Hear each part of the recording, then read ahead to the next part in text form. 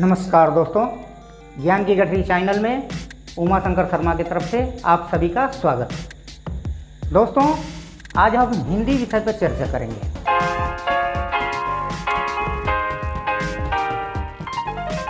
आज हम हिंदी व्याकरण में क्रिया विशेषण की परिभाषा, क्रिया विशेषण के भेद या क्रिया विशेषण के प्रकार के बारे में पढ़ेंगे। क्रिया विशेषण शब्द से ही पता चल जाता है। इसमें क्रिया और विशेषण दो शब्द है। अगर हम इसका संधि विच्छेद करें तो क्रिया और विशेषण बनता है। इसका मतलब कि क्रिया की विशेषता को बताने वाला जो क्रिया की विशेषता को बतावे। अभी तक हम लोग विशेषण पढ़े थे, विशेषण जो संज्ञा या सर्वनाम की विशेषता को बताता था। अब हम क्रिया की विशेषता के बारे में पढ़ेंगे। जो क्रिया की विशेषता को बतावे उसे क्रिया विशेषण कहते हैं। वह शब्द जो हमें क्रिया की विशेषता के बारे में बताते हैं वे शब्द क्रिया विशेषण कहलाते हैं। जैसे हिरन तेज भागता है, इस वाक्य में भागना क्रिया है। तेज शब्द हमें क्रिया की विशेषता बता रहा है कि वह कितना तेज भाग रहा है। तेज शब्द क्रिया विशेषण है। आइए कुछ और क्रिया विशेषण के उदाहरण देखते हैं। जैसे वह धीरे धीरे चलता है, इस वाक्य में चलना क्रिया है और धीरे धीरे क्रिया विशेषण है। चीता तेज दौड़ता है, इस वाक्य में दौड़ना क्रिया और तेज क्रिया विशेषण है। शेर धीरे धीरे आगे बढ़ता है, इस वाक्य में आगे बढ़ना क्रिया है और धीरे धीरे क्रिया विशेषण है। अब हम क्रिया विशेषण के भेद के बारे में पढ़ते हैं कि क्रिया विशेषण के भेद कितने होते हैं। क्रिया विशेषण के 4 भेद होते हैं। इन्हें नीचे विस्तार पूर्वक समझाया गया है। अर्थ के आधार पर क्रिया विशेषण के भेद। अर्थ के आधार पर क्रिया विशेषण के 4 भेद होते हैं। पहला कालवाचक क्रिया विशेषण, दूसरा रीतिवाचक क्रिया विशेषण, तीसरा स्थानवाचक क्रिया विशेषण और चौथा परिमाणवाचक क्रिया विशेषण। अब हम क्रिया विशेषण के भेद को पहले का एक आसान सा ट्रिक आपको समझाते हैं। इस ट्रिक से आप जिंदगी में कभी भी क्रिया विशेषण को नहीं भूल पाओगे। आप बहुत आसानी से पहचान भी लोगे। कास्परी क्रिया विशेषण ये किताबों में तो नहीं मिलेगा। इस ट्रिक के माध्यम से मैं आपको क्रिया विशेषण की भेद को और उसे पहचानने का तरीका बताता हूँ। का से कालवाचक क्रिया विशेषण, स से स्थानवाचक क्रिया विशेषण, प से परिमाणवाचक क्रिया विशेषण। ये परिमाण है, परिणाम नहीं। परिणाम का मतलब रिजल्ट होता है, फल होता है, वो नहीं, ये परिमाण है। परिमाण का मतलब नापना तोलना, ये वेट, इससे मतलब है, परिमाण से मतलब है। और चौथा री से रीतिवाचक क्रिया विशेषण। और पहचानने का आसान तरीका, कब, कहाँ, कितना, कैसे, इन चारों को बारी बारी से लगाकर हम क्रिया विशेषण से प्रश्न पूछेंगे और प्रश्न में जिसका जवाब आएगा वही क्रिया विशेषण होगा। आगे चल के हम इसको विस्तार में आपको बताएंगे। अब आगे देखते हैं पहला कालवाचक क्रिया विशेषण। वो क्रिया विशेषण शब्द जो क्रिया के होने के समय के बारे में बताते हैं कालवाचक क्रिया विशेषण कहलाते हैं। जैसे श्याम कल मेरे घर आया था, इस वाक्य में आना क्रिया है और कल क्रिया की विशेषता बता रहा है। अगर इस वाक्य में प्रश्न पूछा जाए कब, तो इसका जवाब आएगा कल। अगर इस वाक्य में कहाँ, कितना, कैसे प्रश्न किया जाए तो इसका जवाब नहीं आएगा।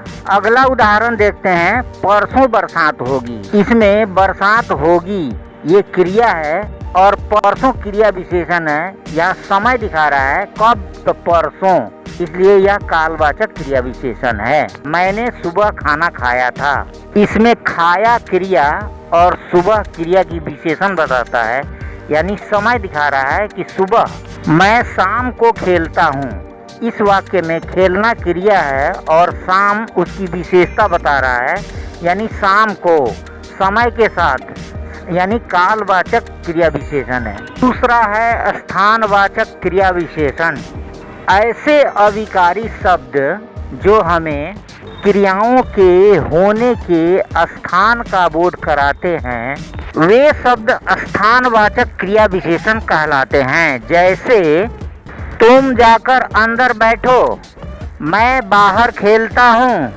इन वाक्यों में बैठना और खेलना क्रिया है, अंदर और बाहर क्रिया विशेषण है। इन वाक्यों में अगर हम कहाँ लगाकर प्रश्न पूछें तो कहाँ का जवाब हमें मिल जाएगा, या तो अंदर और नहीं तो बाहर, तो हम समझ जाएंगे कि ये स्थानवाचक क्रिया विशेषण है। अगला उदाहरण देखते हैं। हम छत पर सोते हैं, मैं पेड़ पर बैठा हूँ। इस वाक्य में सोना और बैठना क्रिया है, छत पर और पेड़ पर क्रिया विशेषण है। अगर इस क्रिया विशेषण में हम कहाँ लगाकर क्रिया से प्रश्न पूछें तो हमें इसका जवाब मिलेगा छत पर या पेड़ पर, तो हम समझ जाएंगे कि ये स्थानवाचक क्रिया विशेषण है। नेक्स्ट तीसरा है परिमाणवाचक क्रिया विशेषण। ऐसे क्रिया विशेषण शब्द जिनसे हमें क्रिया के परिमाण, संख्या या मात्रा का पता चलता है, वे शब्द परिमाणवाचक क्रिया विशेषण कहलाते हैं। जैसे तुम थोड़ा अधिक खाओ, जितेश बहुत ज़्यादा दौड़ता है। इन वाक्यों में खाना क्रिया और थोड़ा अधिक क्रिया विशेषण है, दौड़ना क्रिया और बहुत ज़्यादा क्रिया विशेषण है। आगे और उदाहरण देखते हैं। समद अधिक खाना खाता है, लविश उसके दोस्त से ज़्यादा पढ़ता है। इन वाक्यों में खाना क्रिया और अधिक क्रिया विशेषण है, पढ़ना क्रिया और ज़्यादा क्रिया विशेषण है। इन सभी वाक्यों में बारी बारी से कितना लगाकर क्रिया से प्रश्न करें तो सभी का जवाब आएगा थोड़ा अधिक, बहुत ज़्यादा, अधिक और ज़्यादा जवाब आएगा। यानी सभी परिमाण दिखाता है, यानी सभी परिमाणवाचक क्रिया को संकेत करता है। तो हम समझ जाएंगे कि ये सब परिमाणवाचक क्रिया विशेषण है। नेक्स्ट चौथा है रीतिवाचक क्रिया विशेषण। ऐसे क्रिया विशेषण शब्द जो किसी क्रिया के होने की विधि या तरीके के बारे में बताते हैं, वह शब्द रीतिवाचक क्रिया विशेषण कहलाते हैं। जैसे हिमांशु ध्यान से चलता है, वह फटाफट बोलता है, सानिध्य गलत चाल चलता है, उर्मिलेश हमेशा सच बोलता है। इन सभी वाक्यों के क्रिया विशेषण में अगर हम कैसे लगाकर सवाल पूछें तो सबका जवाब आएगा ध्यान से, फटाफट, गलत, हमेशा। ये सभी किसी न किसी रीति रिवाज के बारे में बताते हैं, तो इससे पता चल जाता है कि यह रीतिवाचक क्रिया विशेषण है। अब हम कुछ उदाहरणों में कब, कहाँ, कितना और कैसे चारों को बारी बारी से लगाकर यह जानने की कोशिश करते हैं कि किसका जवाब आता है।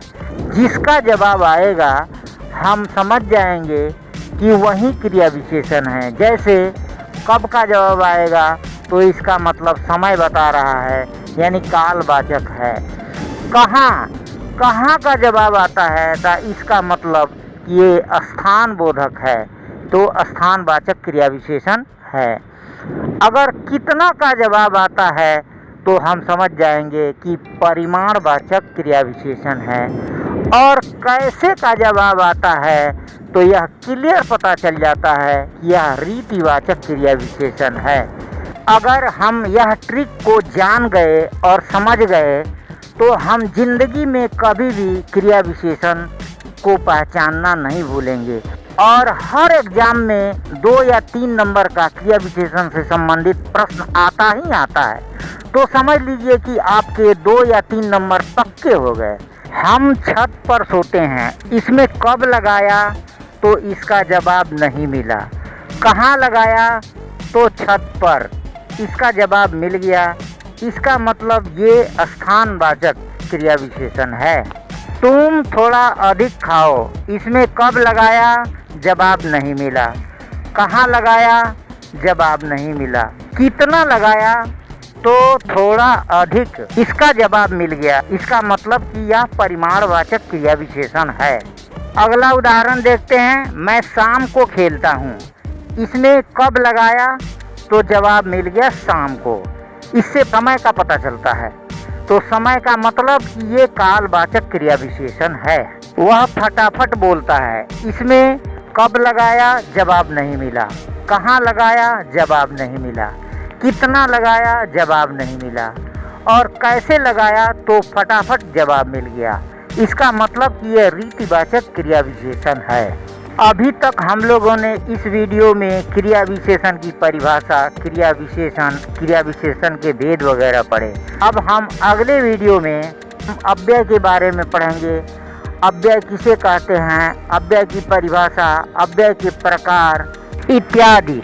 मिलते हैं अगले वीडियो में अव्यय के साथ। मुझे उम्मीद है कि हमारी वीडियो आपको पसंद आई होगी। अगर हमारी वीडियो पसंद आई तो लाइक कीजिए, सब्सक्राइब कीजिए, शेयर कीजिए और बेल आइकन दबाना मत भूलिए। जैसे ही हमारी नई वीडियो आएगी सबसे पहले आपको नोटिफिकेशन जाएगा और आप वीडियो देख सकेंगे। जब तक खुश रहिए, आबाद रहिए और हमारी वीडियो को वॉच कीजिए। जय हिंद।